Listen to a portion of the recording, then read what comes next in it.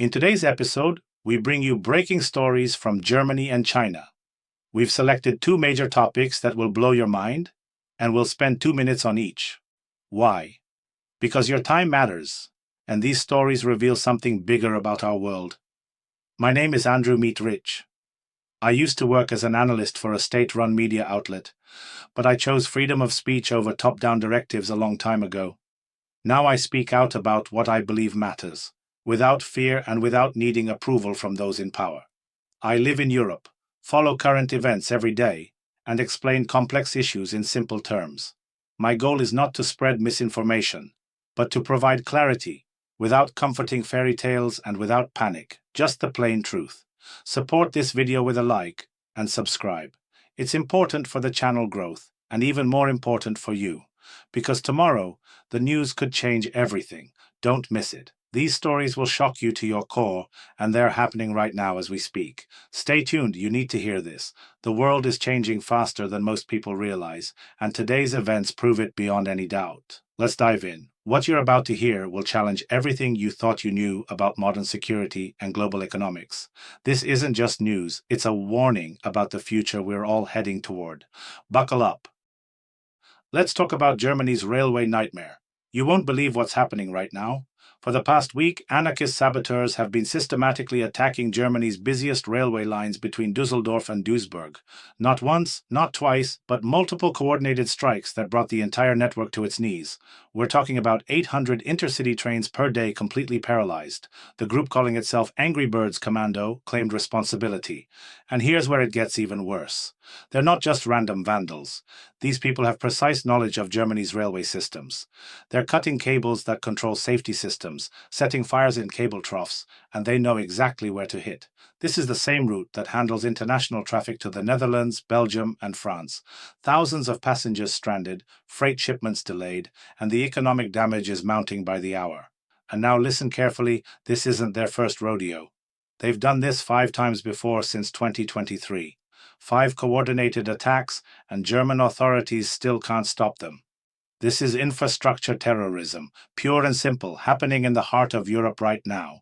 The attackers struck 2 days in a row, targeting 60-meter stretches of critical cables. Each attack was precisely timed for maximum disruption. Repairs take days, not hours. This isn't amateur hour, people. These are professionals with inside knowledge. Here's what absolutely infuriates me about this situation. Germany has spent over 24 billion euros supporting Ukraine, while their own railway infrastructure is crumbling and under attack. You see the pattern, right? They can't allocate 13 billion euros to fix their own trains, but they throw money at foreign conflicts. Meanwhile, these eco-terrorists are literally holding an entire nation hostage with nothing more than matches and wire cutters. And the authorities? They're acting like this is some kind of surprise. This same group has been bragging about 5 previous attacks since 2023. 5 attacks. How is this possible in a modern European country? These anarchists mock the government's green policies as insufficient while they destroy the very infrastructure that people depend on to get to work, to see family, to live their lives. The German people are paying the price for their government's misplaced priorities and complete failure to protect critical infrastructure. What do you think?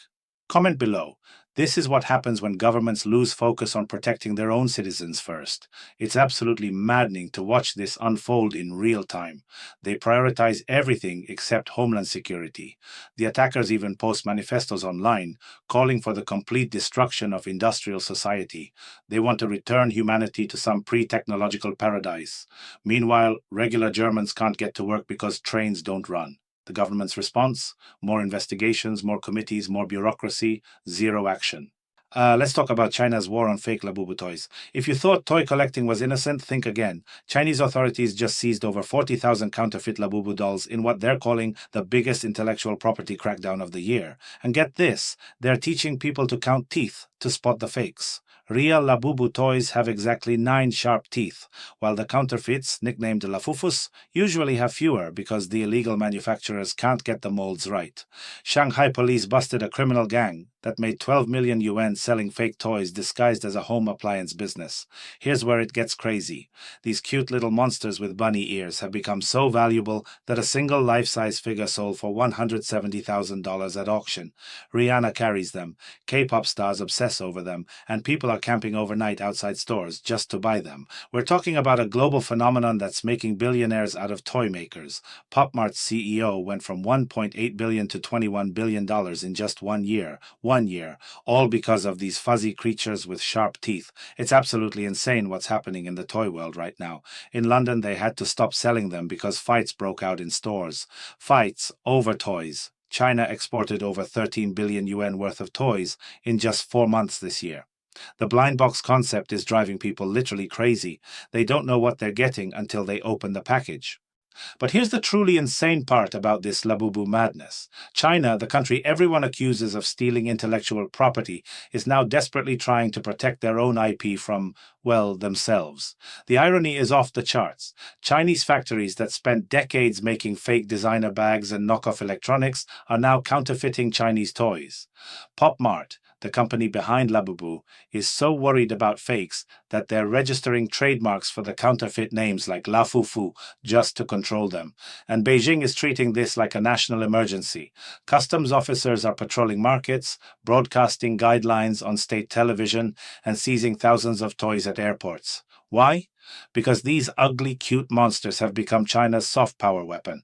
They want the world to see China as creative and innovative, not just a cheap manufacturing hub. Just imagine that for a second.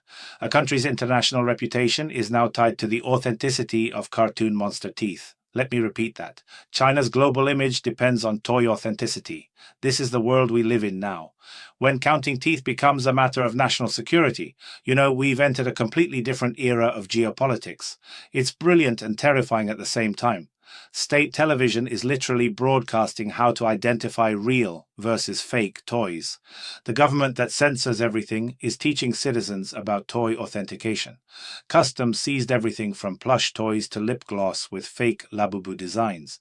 They're treating toy counterfeiting like drug smuggling. We live in times when headlines change by the hour, and the decisions made today can shape the rest of your week or your future. That's why it's more important than ever to stay informed and think critically about what you're seeing. If this video brought you value, hit like and subscribe. You're not just supporting this channel, you're investing in your own awareness. We're building an honest English-speaking news community here, and your support helps it grow. These stories from Germany and China show us something crucial about our world.